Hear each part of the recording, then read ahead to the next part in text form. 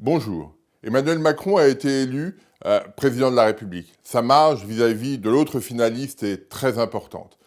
Le point à souligner, c'est qu'il y a 2 ans, personne ou presque ne connaissait Emmanuel Macron. Cela traduit la volonté de renouvellement de la classe politique française par les Français. Et ça, c'est assez impressionnant.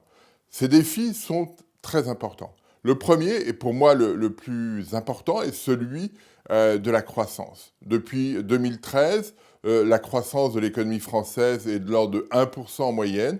C'est insuffisant pour créer des emplois et pour financer le modèle social. Donc là, il y a un vrai challenge pour lui. Alors, il a trois éléments clés pour répondre à ce challenge. Le premier, c'est de dire, voilà, il faut que l'économie française s'adapte à cet environnement. Et cette adaptation se fera principalement dans le cadre européen. On ne peut pas faire l'hypothèse que l'on puisse faire face au monde tout seul. L'Europe nous donne un poids et une puissance considérables.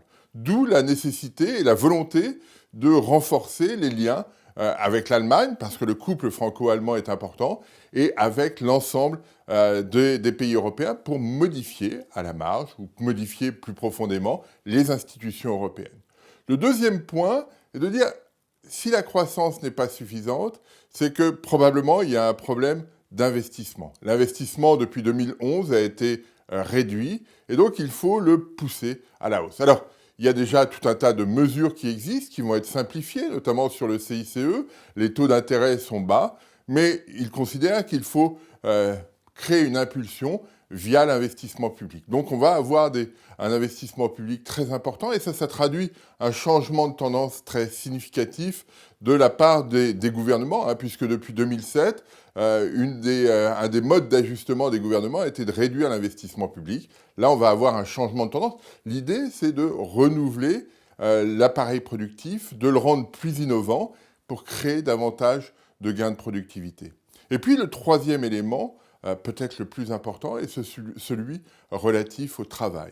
Là-dessus, le président Macron va intervenir assez rapidement. L'idée très simple est de dire, voilà, pour l'instant, on a une loi El Khomri, une loi travail, qui permet aux chefs d'entreprise d'ajuster très vite leur emploi. On a des niveaux de décision qui sont prises au niveau des entreprises, au niveau sectoriel. Tout ça, c'est très bien, mais c'est une situation qui ne rassure pas le salarié. Et c'est pour ça qu'on va mettre en place toute une série de mesures liées à la formation pour que le salarié ait le sentiment et soit effectivement pris en main au cas où il se retrouve au chômage, au cas où il souhaite modifier sa formation pour pouvoir s'ajuster tout au long de sa vie. C'est ça le vrai changement. L'idée est très simple, c'est de dire l'environnement change, on a des chocs technologiques considérables et chacun d'entre nous doit être capable de s'adapter. Et un des objectifs des lois que je veux mettre en place, si c'est Macron qui parle, c'est de permettre à ce capital humain, à vous, à moi, d'améliorer leur qualification pour s'adapter à cet environnement. Donc 3 éléments clés, l'Europe, l'investissement, le travail et le capital humain. Tous ces éléments devraient permettre d'avoir progressivement une croissance plus élevée et donc finalement une dynamique de l'emploi beaucoup plus solide. Je vous remercie.